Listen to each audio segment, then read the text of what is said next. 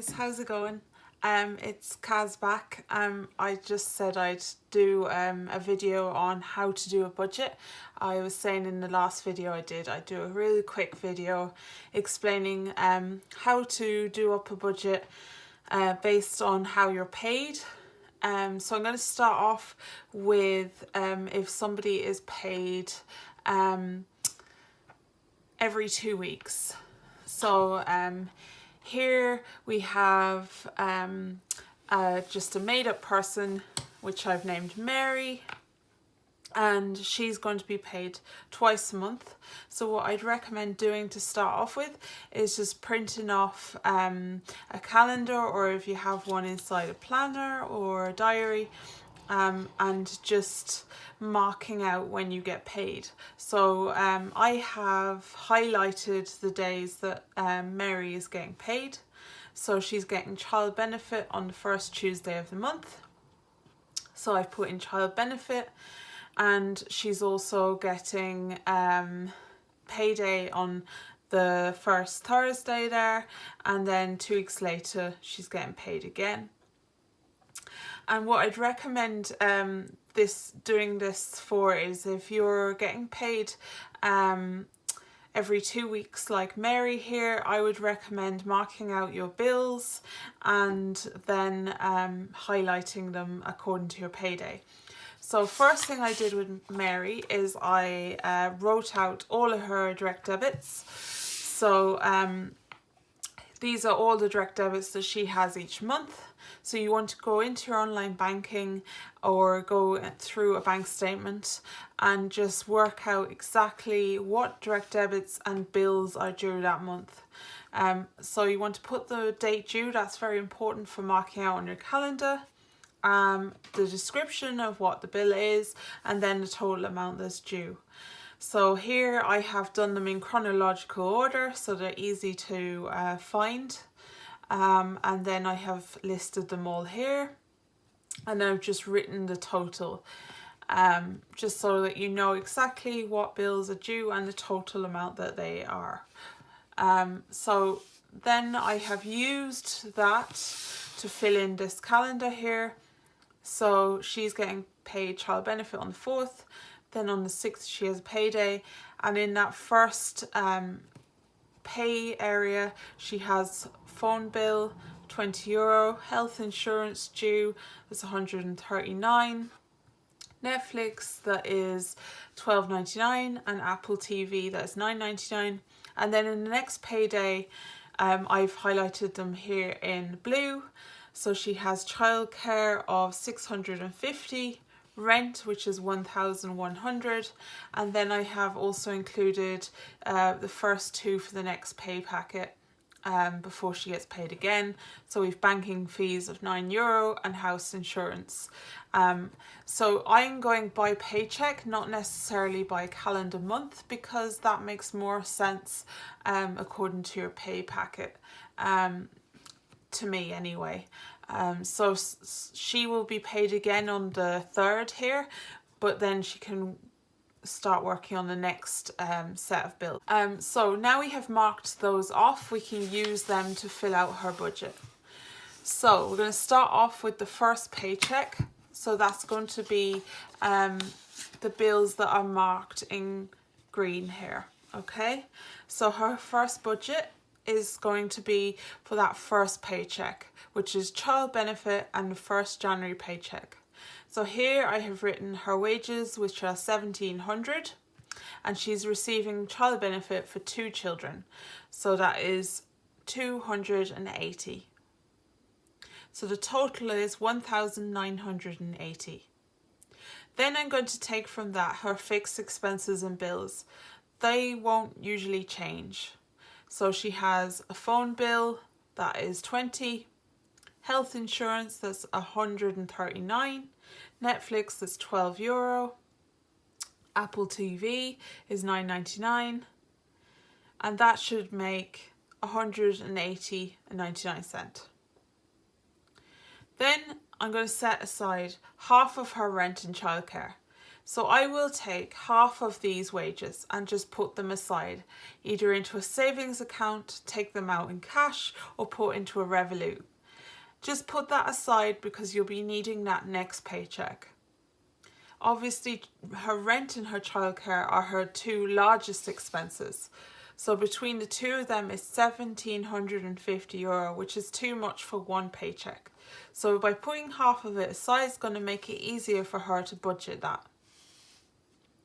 And then she's going to take the remaining amount, which is €924.01. She's going to put aside money for her everyday cash envelopes. So that is things that you might use every day, like food, diesel or petrol, personal eating out, house, etc. And then she's going to put aside some into some sinking funds. So she might have to save for Christmas, birthdays. She might want to save for a new car, a new phone, anything that she has big expense-wise coming up for the year. It's a good idea to put some of that money aside for it. But it's more important that you've filled your everyday cash envelopes first, because that's what you actually will need to survive for the next 2 weeks.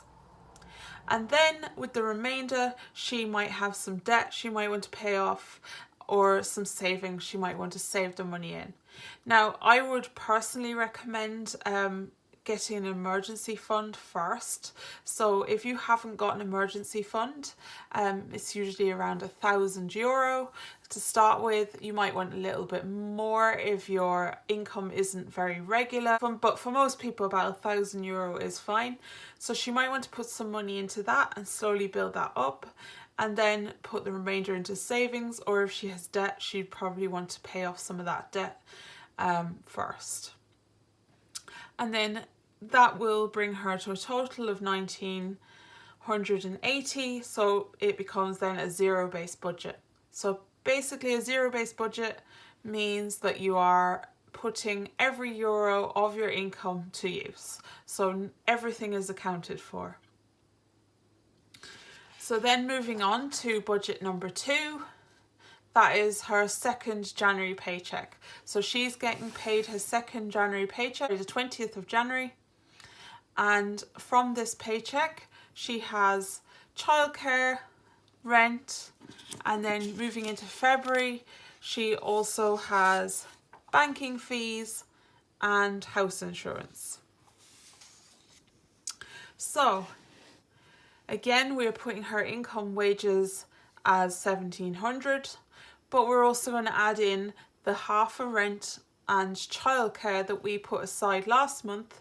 We're going to add that into your income, because that's going to go towards your rent and childcare costs.